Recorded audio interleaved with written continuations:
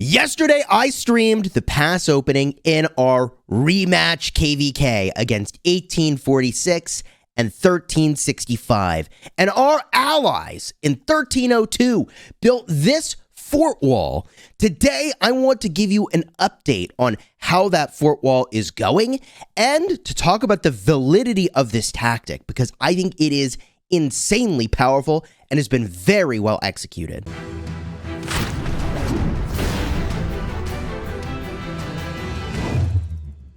Hello, my friends, and welcome back. I'm Chisgule Gaming, and if you missed my live stream covering the pass opening, this will give you a quick summary of what had happened, and also we'll review this insane tactic being performed by 1302.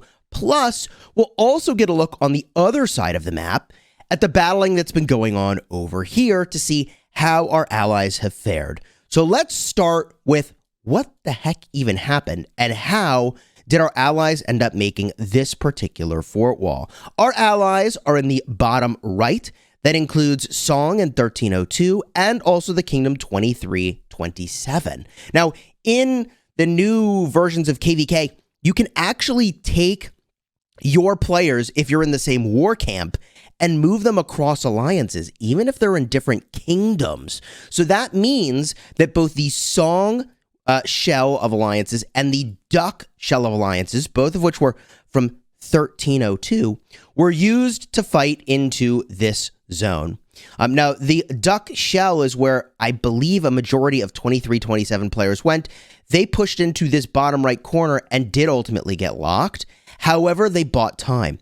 They bought time for this wall of forts ultimately to get built.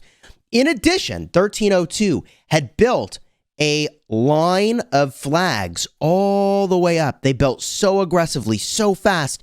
They exhausted their entire storehouse, I thought, building flags all the way up to this fort wall. And I was saying on stream, man, that just feels really aggressive until I realized that that was only phase 1 of their plan.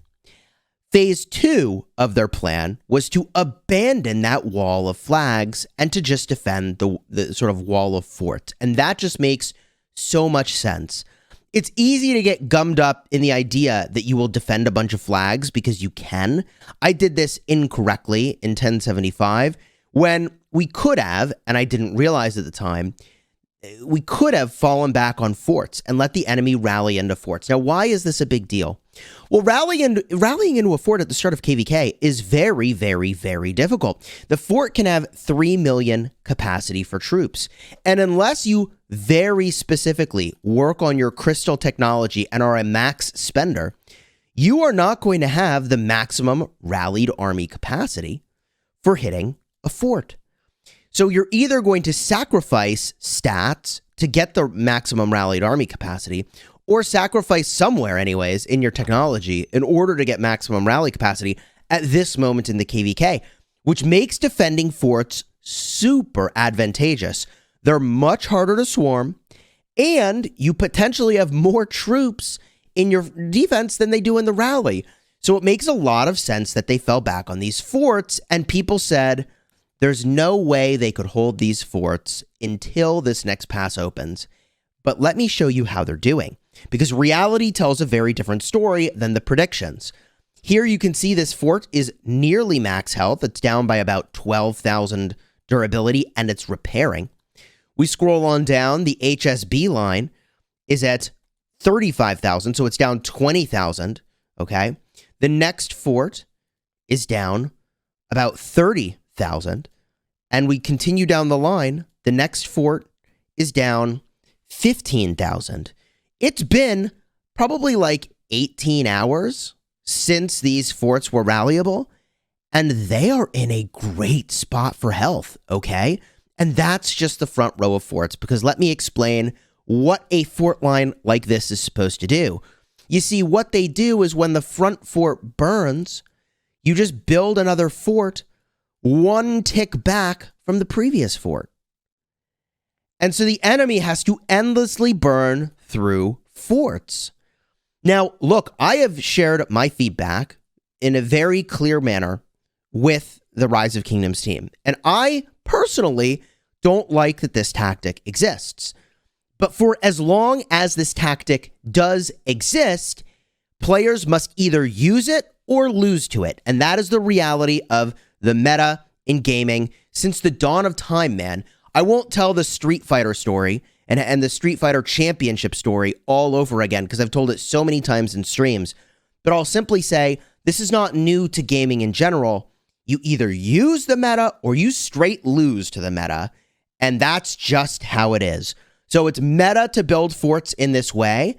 And I think we should all learn from how insanely powerful this tactic has been. Not only for this particular map and this particular corner, where I think it's easier to block off a plot of land that's meaningful and then defend it, but just in general in KVKs, I think it's really, really, really powerful, and you should use it, especially this early in the KVK. I mean, rallying these forts is going to be really painful. So to the question of can 1302 and 2327 potentially hold until zone 5, I think the answer is yes. Even though they have to hold for like another 10 days, let me tell you, as someone who has had to rally down forts like this in the past, it is soul-crushingly frustrating because you know you're getting wrecked and you know you have to do it anyways. So in a worst case, they will start to drain 846, which sets up a longer-term victory for us, potentially, if they can drain 846, even if they get knocked out of this zone. But will they? I'm not so sure they will. I think now I'm much more confident that they actually will make it to the next zone.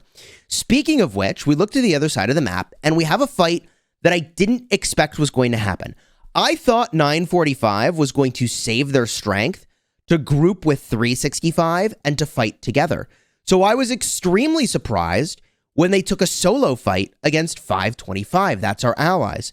So our allies and 525 shoved into this zone, and that was expected. What wasn't expected was 945, at least I didn't expect it. Maybe I should have moved into this zone as well. Now, what did they do? Well, they built a bunch of forts. Now, they also have a fort wall going, but you can see immediately the difference between this fort wall and the fort wall that was being held by 1302. And that is that they are not able to have lots of forts backing up other forts and to have a choke point in the same way because there doesn't exist the same quality of choke point in this map. Here, there's a nice choke point, a nice pocket that you could block off with a straight line of forts. It doesn't get much more simple from a mapping standpoint than that.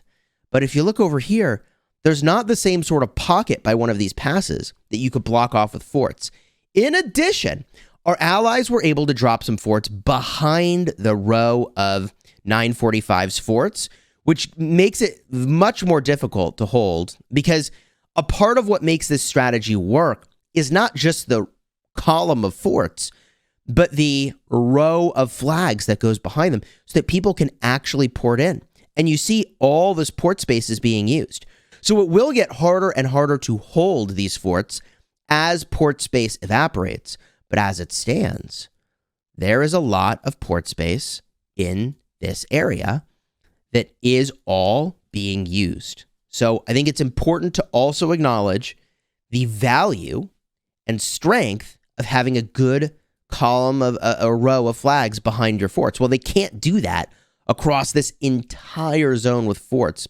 And this fort drop was really powerful, getting behind the line. Now, the crazy part is that 846 had the opportunity to actually have a fort behind this row, but they didn't take it, which I think was a mistake, but easy to understand how they missed that. I would have missed it as well, because what happened is that once these forts started building and they were nearly complete, 846 put a fort in this corner, but it was too late because the majority of the flags had already been built from these shells.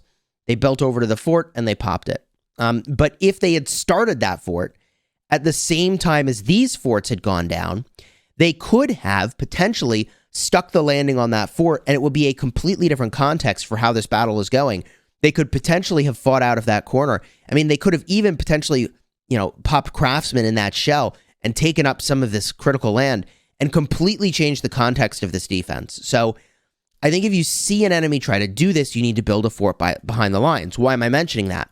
Because that's what our allies did in 525. They built this fort behind the line, and now they're able to really do some stuff. Also, it looks like they may have landed some other forts. Let's get a look. This is from what kingdom? Alliance members. Let's see. This is 525. Another fort behind the line. So if you can get forts behind the line, when you see your enemy doing that tactic, you can bust it up. Even if they're not doing like a perfect fort strategy, completely walling things off, like our allies in 1302 are doing, getting behind the line with these forts is absolutely critical. And it's going to make it way more difficult for 945 to pull off the same sort of a fort wall, blocking the entrance to this zone 5 path and guaranteeing their way into this zone through this pass. Now, that said, 945 can walk into Anjou anytime they want. So I think it's interesting that they moved in on this fight. I guess their strategy would be to try to drain 525, which obviously they must be accomplishing some amount of that, right? Like, I haven't watched this fight closely, but anytime you have to fight, it uses up speed ups, it uses up resources, it is draining. So I think it's probably an advantageous play that they moved in on this zone, and probably short-sighted on my part that I didn't think that was important to do earlier, quite frankly. But with all that said, what do you think is going to happen next in this KVK? I think we're going to have some big fights, potentially splitting our attention in 1254 between Isle de France and Touraine, because if our allies in 1302 make it into this zone, then we're definitely going into there too, right? Like, I'm not engaged in any of the talks behind the scenes for what the strategy is, but I mean, I would think we would go in here if our allies are in here too, for sure, right? So this is going to get really spicy. You're not going to want to miss it. Consider subscribing so that you don't miss out on the insane battling from this KVK. And if you want to see how this all unfolded, there were over 1,500 people watching for the majority of this sort of pass opening taking place. Consider subscribing and check out the card in the end screen with that live stream showing exactly how it went down.